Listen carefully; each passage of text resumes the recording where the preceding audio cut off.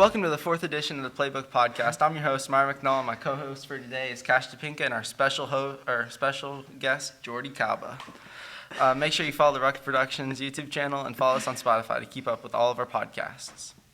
So, Cash, Arizona plays the K-State Wildcats. Yep. How are we feeling about that? The number 20 ranked team in the nation versus the number 14 ranked team in the nation. I think it's going to be a pretty good game. I did too. It's the first ranked opponent that the Wildcats, or the Arizona Wildcats, are playing this year. This is K-State's second ranked opponent that they're playing. We obviously beat the first one because it was light work. So, Jordy, how do we feel about this game? What do we think the spread's going to be? Well, I think if Avery Johnson has a good game, everything will go smooth for K-State. But if not, they're going to have a hard time beating Arizona. I feel like if we established a run game with DJ Giddens, or even, what's his name? I forgot it. Dylan Edwards. Dylan Edwards will be fine. If we throw some screens, get Avery Johnson's long ball going, I think we'll be good. But the only challenge I really see for K-State is Noah Fifa, the quarterback for the Wildcats, or the Arizona Wildcats. He completes about 18 passes per game with 275 yards per game, with most of those coming out of the blowout win they had against New Mexico State, averaging about 2.5 touchdowns with one interception per game. He had he had 4 touchdowns in the blowout game versus New Mexico, and he only had 1 in the other game they played. So, I don't know. Let's see how he holds up against this K-State defense that's obviously elite. Jordy, how's Avery Johnson playing so far this year? Well, I went to one of the games, and I didn't feel like he did very good. Yeah, that was the first game we attended. But I think he'll have a good year this year. I think we just got to keep his long ball going because he has not aired it out at all this year. We need to open up his game. Yeah, we do. Cash, you're an Arizona fan, aren't you? Absolutely not. Okay. So I think we all can agree K-State is going to win this game, right? We'll see. What you mean we'll see? K-State's obviously going to win. Avery Johnson is having about 170 yards per game with only 1 interception across the season, with 2 touchdowns in each game. He's being very consistent.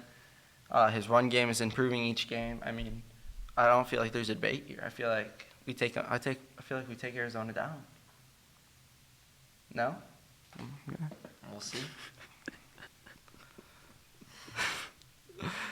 KU versus the University of Nevada. Cash, how are we feeling about that game? KU is obviously going to lose. Yeah, probably. They definitely did not play good against Illinois. No. They definitely, especially with Jaden Daniels throwing 3 interceptions. Their defense didn't hold up. Their offense didn't hold up. It's not looking good for them. No, everyone's saying they're going to be a top 20 team in the nation. I just don't see that happening at all, or even coming close to that. I'd say top 100. Their max is like 50-ish. So, I know we're only 2 games into the season, about to be 3. But who's the Heisman favorite right now? I mean, obviously you got guys like Travis Hunter, Carson Beck. I don't think Travis Hunter is going to win it. I don't know. I feel like he could. Especially with that game against Nebraska. I don't know if that was just Nebraska is going to have a great season this year. With their off-brand Patrick Mahomes. Or if Colorado's just back-to-back terrible seasons. Yeah, I feel like they're a 500 team this year. So my pick is going to be Carson Beck. Jordy, who are we feeling the favorite is? Feel free to say Avery Johnson. Well, I think Carson Beck will win it. I think he's a favorite right now. I mean, obviously, he's coming off of a great season. He'll probably be a top 10 pick in this next year's draft. I mean, I'm hoping. I mean, if Tua retires after his 4th concussion, he could step right into that Dolphins offense. No? Yeah. You don't see that? I do see it. Okay. Now a word from our sponsors. Bear and Concrete has been working locally and commercially in the Rose Hill area since 1980. They've been a part of major projects in the Rose Hill area that have helped shape the community we know of today. They're open Monday through Friday. You can contact them on their website or 316-618-6087 on their website, bearandconcrete.com. Now a word from our other sponsors. Morning Grit Farm has been family owned and operated by Kelsey Lewis since 2018. The farm hosts a variety of events including birthday parties, weddings, field trips, venue rentals, private farm playdates, glamper rental, and photography rentals. If you would like to contact them, you can call them at 316-208-4528. Email at morninggritfarm@gmail.com, and the address is 15499 Southwest 140th Street, Rose Hill. Welcome back to the Playbook Podcast. Now we're going to be talking about the NFL and how Skylar Thompson is the new starting quarterback for the Miami Dolphins after Tua's fourth concussion. How do you think Skylar Thompson will pan out in this offense? Obviously, he's a K-State alumni, comes from a great college. How are we feeling he's going to do in this Dolphin system? I'm a little biased there, but Not really.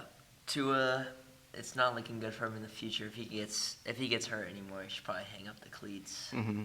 I've seen multiple people, multiple former NFL players saying he should hang it up. I mean, it's just not worth it at that point. I mean, you got paid, you have a lot of money. I mean, I just don't think it's worth the CTE, honestly. He's got a great team surrounding him, offense and defense. I think they should probably start a rebuild on their quarterback position. Yeah, I feel like if they can get top 10 pick in this draft, they can get Carson Becker. Even they could trade up for it, honestly. Jordy, how do you feel like Skylar Thompson's going to do? How did he do in the game he finished off?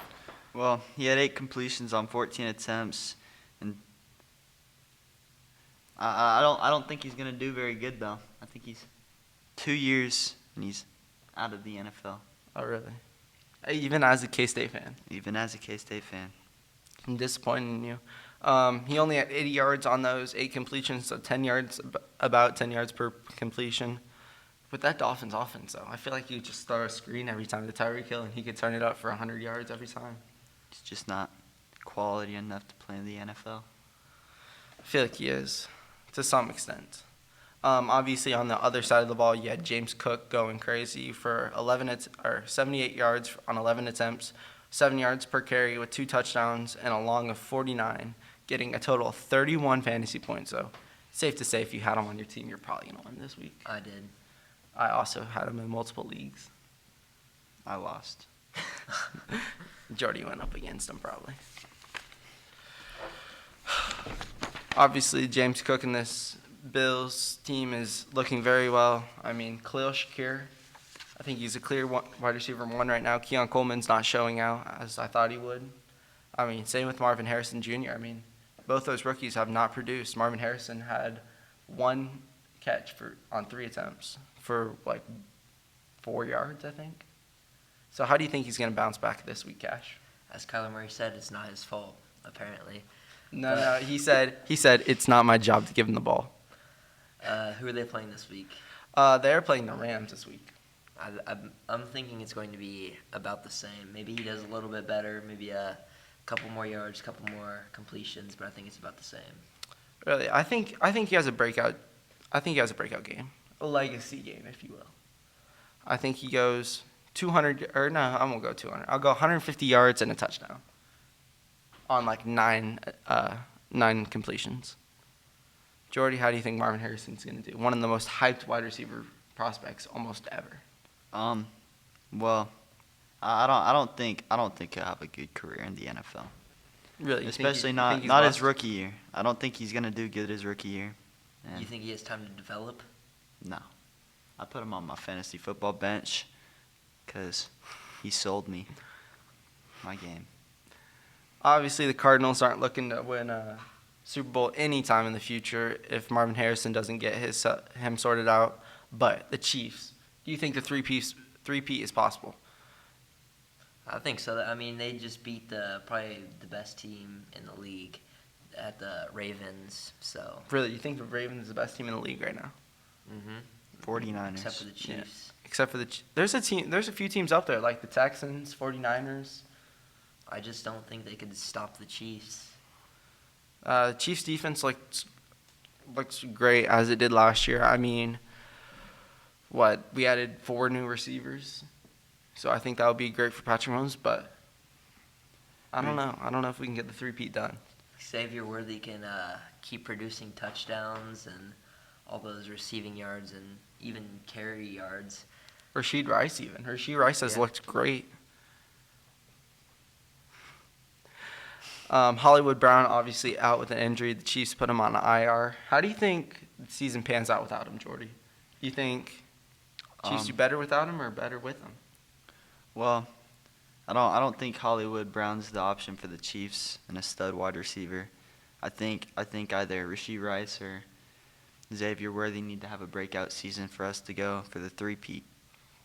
I think Rasheed Rice is that guy for us. I mean, just a big dude, knows how to go fast. Too soon. My fault.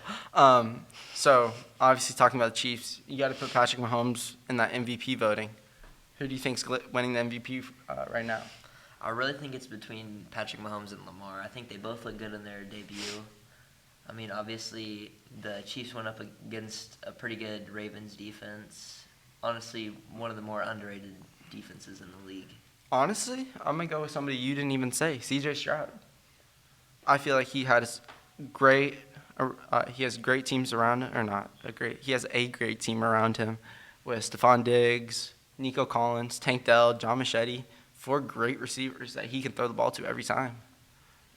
Yeah, I agree with that, Myer. C.J. Stroud or Patrick Mahomes will end up getting the MVP this year. Honestly, even Kyler Murray I could see happening because I feel like he'll still stay healthy this year. I feel like he'll have good numbers with Marvin Harrison Jr. as his number 1 receiver. I could see him potentially winning it too. Depends if he thinks he needs to throw the ball. Or if he thinks he needs to get off Call of Duty. Kyler Murray is a gaming addict. Just saying. If he gets off the games, I think he could win it. Thank you guys for tuning into the Playbook Podcast, and a special thank you to Jordy Kaba, our special guest, and thank you for tuning in.